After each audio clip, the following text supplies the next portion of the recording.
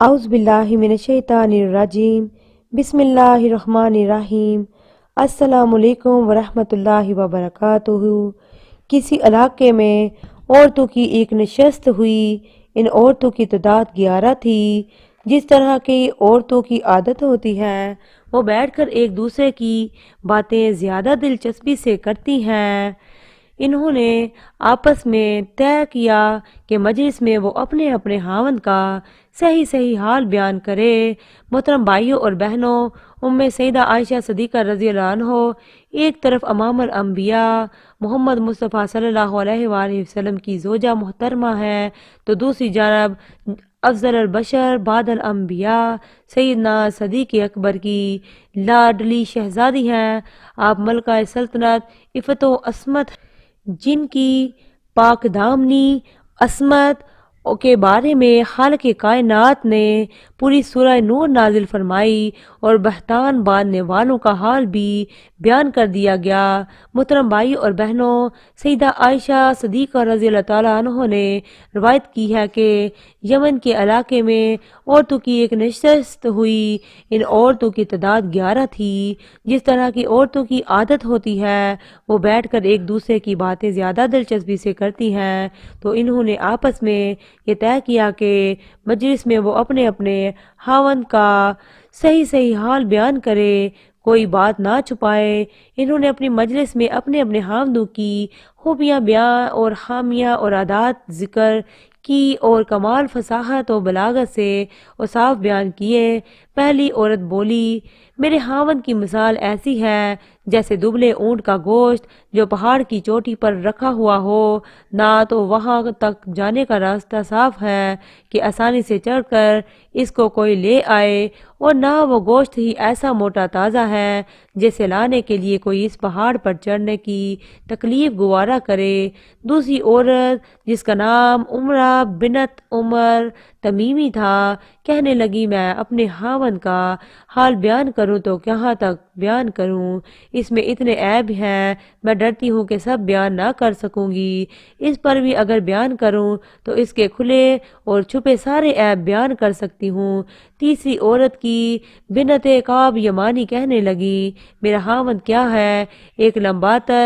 ترنگا شخص ہے، اگر اس کے عیب بیان کروں تو طلاق تیار ہے، اگر خاموش رہوں تو ادھر لٹکی رہوں۔ چوتھی عورت کہنے لگی، میرا خاوند ملک تخامہ کی رات کی طرح معتدل، نہ زیادہ گرم نہ بہت ٹھنڈا، نہ اس سے مجھ کو خوف آتا ہے نہ اکتاہٹ ہوتی ہے۔ پانچویں عورت کہنے لگی کہ میرا خاوند ایسا ہے، گھر میں آتا ہے تو ایک چیتا ہے اور جب باہر نکلتا ہے تو شیر کی طرح ہے، یعنی جو چیز گھر میں چھوڑ کر جاتا ہے اس کے بارے میں پوچھتا ہی نہیں ہے کہ وہ کہاں گئی، اتنا بے پرواہ ہے، جو آج کمایا اسے کل کے لیے اٹھا کر رکھتا ہی نہیں، اتنا صحیح ہے۔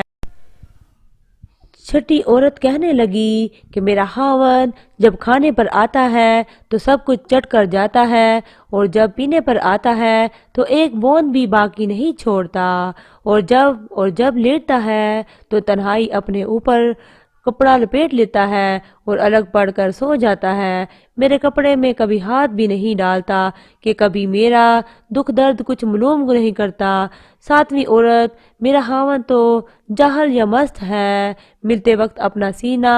میرے سینے سے اوندا پڑ جاتا ہے، دنیا میں جتنے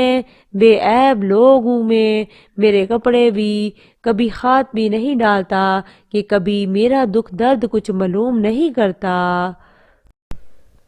ساتویں عورت، میرا خاوند تو جاہل یا مست ہے، ملتے وقت اپنا سینہ میرے سینے سے اوندا پڑ جاتا ہے، دنیا میں جتنے عیب لوگوں میں ایک ایک کر کے جمع ہے وہ سب اس کی ذات میں جمع ہے، کم بحث سے بات کروں تو سر پھوڑ ڈالے یا میرے ہاتھ توڑ ڈالے یا دونوں کام کر ڈالے۔ آٹھویں عورت ان باقی عورتوں سے کہنے لگی، میرا خاوند چھونے میں خرگوش کی طرح نرم ہے اور خوشبو سونگھوں تو زعفران جیسا خوشبودار ہے، 9ویں عورت کہنے لگی کہ میرے خاوند کا گھر بہت اونچا ہے اور بلند ہے اور قد آور اور بہادر ہے، اس کے ہاں کھانا اس قدر پکتا ہے کہ رات کے ڈیر جمع ہے، غریبوں کو خوب کھلاتا ہے، لوگ جہاں صلاح و مشورہ کے لیے بیٹھتے ہیں یعنی پنچایت گھر، وہاں سے اس کا گھر بہت نزدیک ہے۔ 10ویں عورت کہنے لگی میرے خاوند کا کیا پوچھنا، جائیداد والا ہے، جائیداد بھی کیسی بڑی جائیداد، ایسی کسی کے پاس نہیں ہو سکتی، بہت سارے اونٹ جو جا بجا اس کے گھر کے پاس چلتے رہتے ہیں اور جنگل میں چرنے کم جاتے ہیں۔ جہاں ان اونٹوں نے باجے کی آواز سنی بس ان کو اپنے ذبح ہونے کا یقین ہو گیا۔ 11ویں عورت کہنے لگی میرا خاوند ابو ذرا ہے، اس کا کیا کہنا، اس نے میرے کانوں کو زیوروں سے بوجھل کر دیا ہے اور میرے دونوں بازو چربی سے پھلا دیے ہیں، میرے خوب کھلا کھلا کر موٹا کر دیا ہے کہ میں بھی اپنے آپ کو خوب موٹی سمجھنے لگی ہوں۔ شادی سے پہلے میں تھوڑی سی بھیڑ بکریوں میں تنگی سے گزر بسر کرتی تھی، ابو ذرا نے مجھ کو گھوڑوں، اونٹوں، کھیت کھلیاں سب کا مالک بنا دیا۔ اتنی جائیداد ملنے پر بھی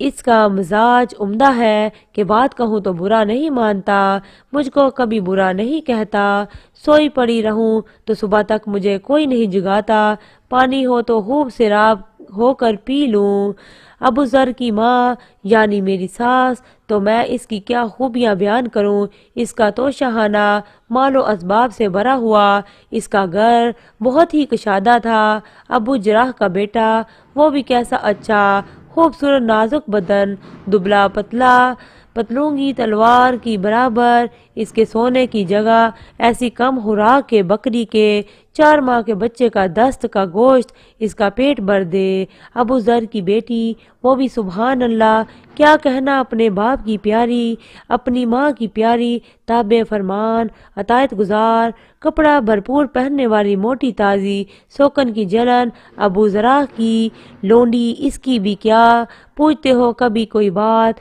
ہماری مشہور نہیں کرتی، گھر کا بید ہمیشہ پوشیدہ رکھتی ہے، کھانے تک نہیں چراتی، گھر میں کوڑا کھڑا نہیں چھوڑتی۔ مگر ایک دن ایسا ہوا کہ لوگ مکھن نکالنے کو دودھ مت رہے تھے، صبح ہی صبح ابو ذر باہر گیا، اچانک اس نے ایک عورت دیکھی جس کے 2 بچے چیتوں کی طرح اس کی کمر کے تلے 2 اناروں سے کھیل رہے تھے۔ ابو ذرا نے مجھ کو طلاق دے کر اس عورت سے نکاح کر لیا، اس کے بعد میں نے ایک اور شریف سردار سے نکاح کر لیا جو گھوڑے کا اچھا سوار اور عمدہ نیزہ باز ہے، اس نے بھی مجھ کو بہت سے جانور دے دیے ہیں اور ہر قسم کے اسباب میں سے ایک ایک جوڑا دیا ہوا ہے، اور مجھ سے کہا کرتا تھا کہ اے ام ذرا، خوب کھا پی، اپنے عزیز و اقارب کو بھی خوب کھلا پلا، تیرے لیے عام اجازت ہے، مگر یہ سب کچھ جو بھی ہے میں نے تجھ کو دیا ہوا ہے، اگر اکٹھا کروں تو تیرے پہلے خاوند ابو ذر نے جو تجھ کو دیا تھا اس میں اس کے ایک چھوٹے برتن کو بھی نہیں پہنچتا۔ ام المومنین سیدنا عائشہ صدیقہ رضی اللہ عنہ فرماتی ہیں، رسول اللہ صلی اللہ علیہ وسلم نے فرمایا، میں تمہارے لیے ابو ذرا کی طرح ہوں جس طرح وہ ام ذرا کے لیے تھا۔ محترم بھائیوں اور بہنوں، امید کرتے ہیں کہ ہماری آج کی یہ ویڈیو آپ کو ضرور پسند آئی ہوگی۔ تمام دوستوں سے گزارش ہے کہ وہ ویڈیو کو لائک اور شیئر کریں۔ دعا ہے کہ اللہ تعالیٰ میرا سنانا، آپ کا سننا اپنی بارگاہ میں قبول اور منظور فرمائے، آمین ثم آمین۔